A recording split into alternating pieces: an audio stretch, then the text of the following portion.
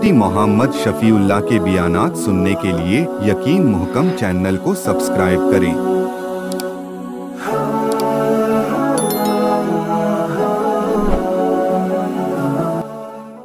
نحمده ونصلي على رسوله الكريم اما بعد فاعوذ بالله من الشيطان الرجيم بسم الله الرحمن الرحيم وَإِذْ وَاعَدْنَا مُوسَىٰ 40 لَيْلَةً ثُمَّ اتَّخَذْتُمُ الْعِجْلَ مِن بَعْدِهِ وَأَنْتُمْ ظَالِمُونَ ثُمَّ عَفَوْنَا عَنْكُم مِّن بَعْدِ ذَلِكَ لَعَلَّكُمْ تَشْكُرُونَ وَإِذْ آتَيْنَا مُوسَى الْكِتَابَ وَالْفُرْقَانَ لَعَلَّكُمْ تَهْتَدُونَ صدق اللَّهُ الْعَظِيمُ۔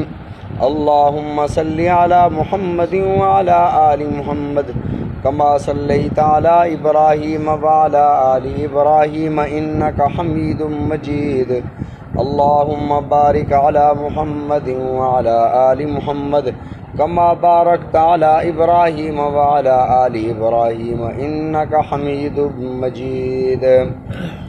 سابقہ درس میں حضرت موسیٰ علیہ السلام کا بچپن، آپ کی جوانی، آپ کا شادی کرنا عرض کیا گیا تھا۔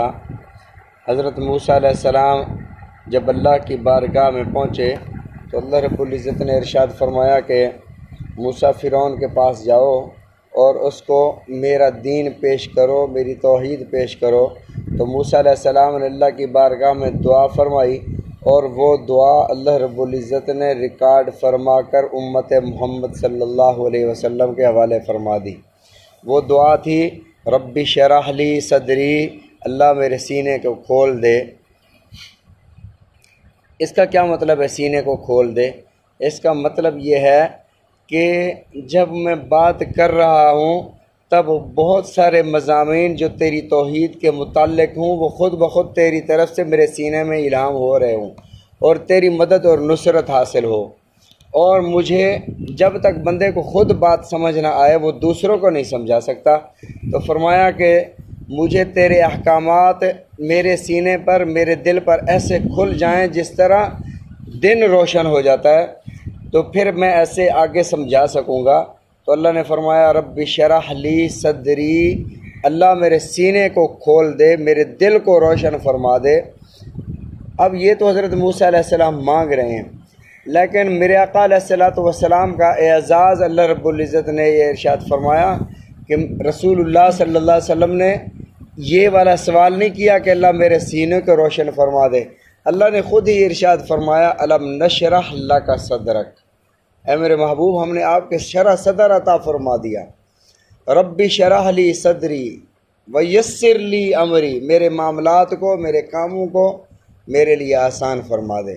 واحلل عقدۃ من لسانی، میری زبان پر فصاحت و بلاغت جاری فرما دے۔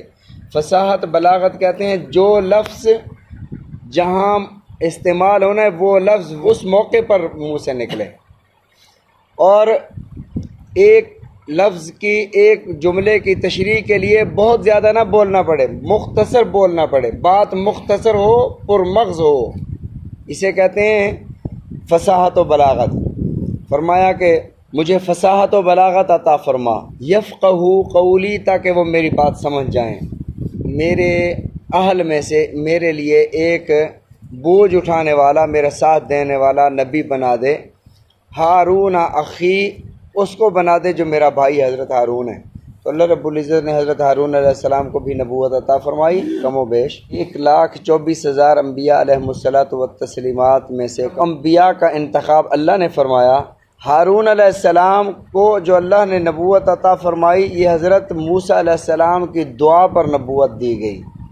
اب حضرت ہارون علیہ السلام نبی تھے، رسول نہیں تھے۔ رسول کا مطلب جسے مستقل شریعت اور کتاب دی جائے، تو حضرت موسیٰ علیہ السلام کو کتاب دی گئی، یہ رسول تھے۔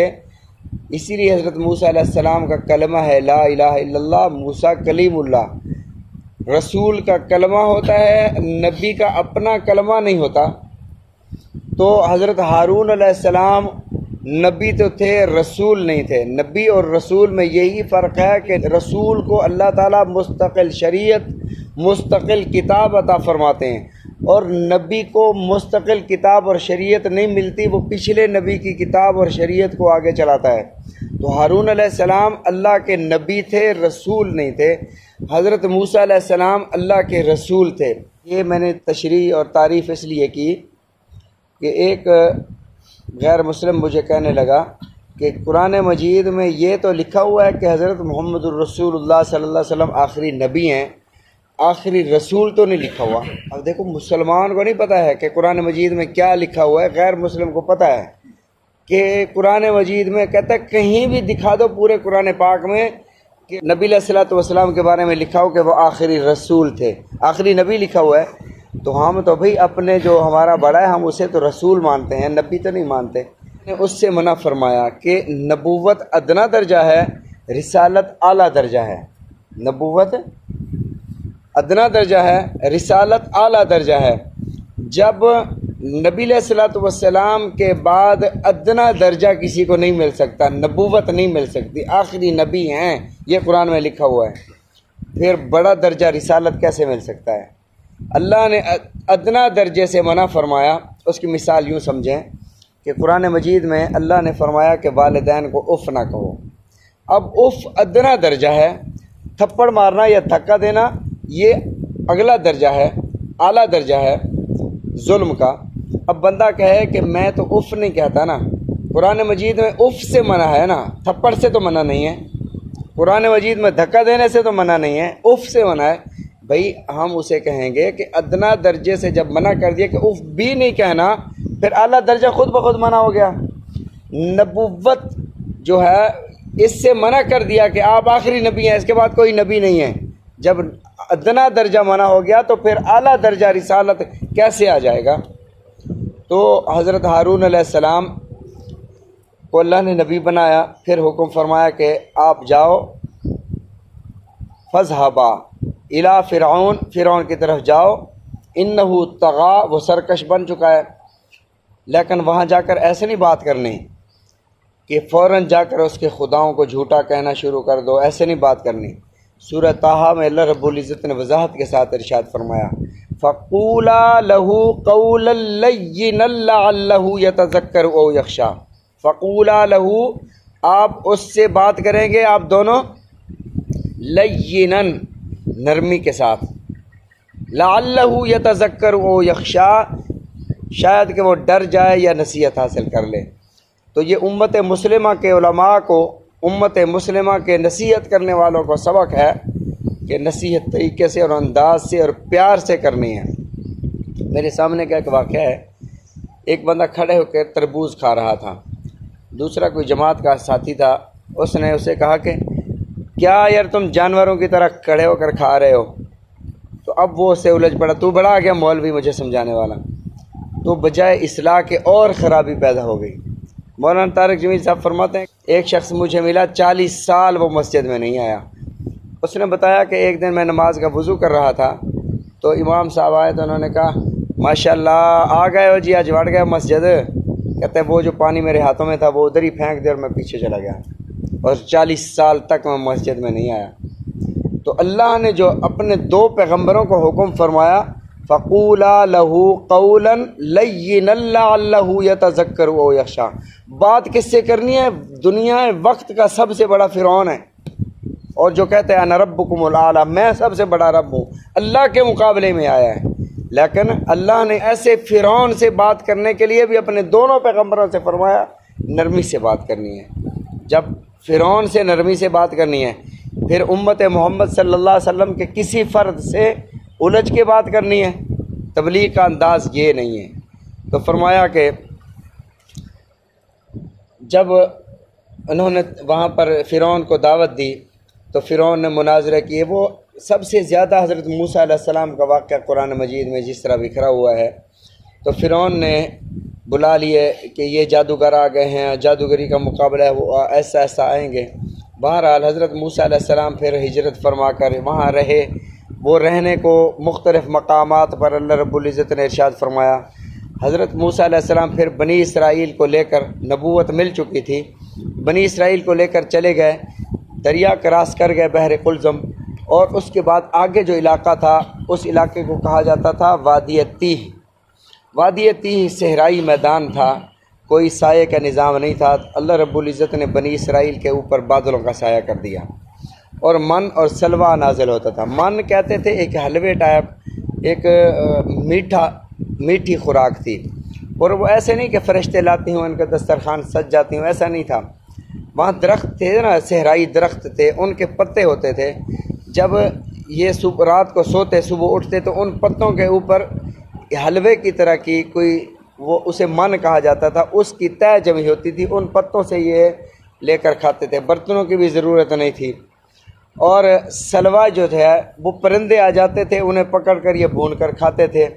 آسمانوں سے بنے بنائے کھانے نہیں اترتے تھے، آسمانوں سے بنا بنایا بھنا ہوا کھانا حضرت عیسیٰ علیہ السلام کا دسترخوان نازل ہوا تھا، اس کا سورہ مائدہ میں ذکر انشاءاللہ آئے گا۔ حضرت موسیٰ علیہ السلام کی قوم جب بٹیر اور یہ گوشت کھاتے کھاتے، حلوے کھاتے کھاتے موٹے تازے بھی ہو گئے، کام بھی کوئی نہیں تھا، آسمانوں سے آ رہا تھا، سب کچھ آسان رزق مل رہا تھا۔ اندازہ لگائیں کہ رات کو سوتے تھے، صبح ہوتے تھے کپڑے بالکل صاف ستھرے جس طرح استری شدہ ہوتے ہیں، اور عمر کے ساتھ ساتھ ان کے کپڑے بڑھتے رہے، کپڑے پرانے نہیں ہوتے تھے۔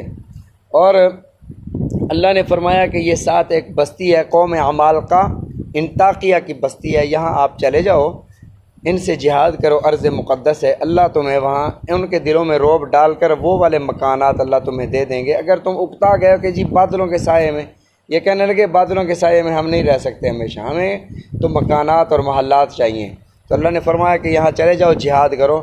اس قوم نے جہاد نہ کیا، 40 سال تک وادی تیہ میں بھٹکتے رہے، یہاں سے چلتے تھے، شام کو جب پہنچتے تو وہ پتہ چلتا کہ صبح والی جگہ پر ہم آ گئے ہیں، گھوم پھر کے 40 سال تک اسی وادی تیہ میں رہے۔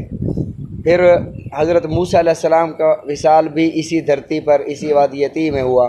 حضرت ہارون علیہ السلام نے بھی یہاں پر وفات پائی۔ پھر حضرت یوشع علیہ السلام بعد میں آئے، اور یہ بنی اسرائیل کی نسل ختم ہو گئی تھی۔ پھر اس کے بعد جو اگلی نسل آئی، کچھ لوگ سمجھ بھی گئے تھے، پھر انہوں نے جہاد کیا، اور اللہ رب العزت نے انہیں فلسطین اور شام عطا فرمایا، اور یہ وہاں سے گئے۔ آگے اس کا تفصیل سے تذکرہ آ رہا ہے کہ حضرت موسیٰ علیہ السلام نے جب جہاد کا فرمایا تو انہوں نے کہا کہ فَاذْهَبْ أَنْتَ وَرَبُّكَ فَقَاتِلَا إِنَّا هَاهُنَا قَاعِدُونَ، موسیٰ تو اور تیرا رب جا کر لڑ لو، ہم تو نہیں لڑنے والے، تو یہ تو بڑے بڑے قد والے، بڑے بڑے جسموں والے لوگ ہیں، ہمیں مار دیں گے۔ بہرحال آج کی اس آیت مبارکہ میں جو ذکر تھا وہ بچھڑے کی پوجا کرنے کا تھا۔ انشاءاللہ کل ذکر کریں گے کہ بچھڑے کی پوجا انہوں نے، حضرت موسیٰ علیہ السلام اللہ کے پیغمبر تھے، نبی علیہ السلام کے وصال کو بہت عرصہ گزر گیا، آج تک مسلم قوم کسی بچھڑے کو، کسی چیز کو سامنے رکھ کر نہیں پوجتی، لیکن حضرت موسیٰ علیہ السلام بھی موجود ہیں، حضرت ہارون علیہ السلام بھی موجود ہیں، تو قوم بچھڑے کو کیسے پوجنے لگی، کیسے انہوں نے ایک بچھڑا بنا لیا؟ تو وہ یہ سامری کون تھا، سامری بچھڑا لایا کہاں سے تھا؟ انشاءاللہ اس کو یہاں سے پھر کل شروع کریں گے۔ اللہ تعالی ہم سب کو سمجھنے کی توفیق عطا فرمائے، رسول اللہ صلی اللہ علیہ وسلم کے فرامین سمجھنے کی، عمل کرنے کی توفیق عطا فرمائے۔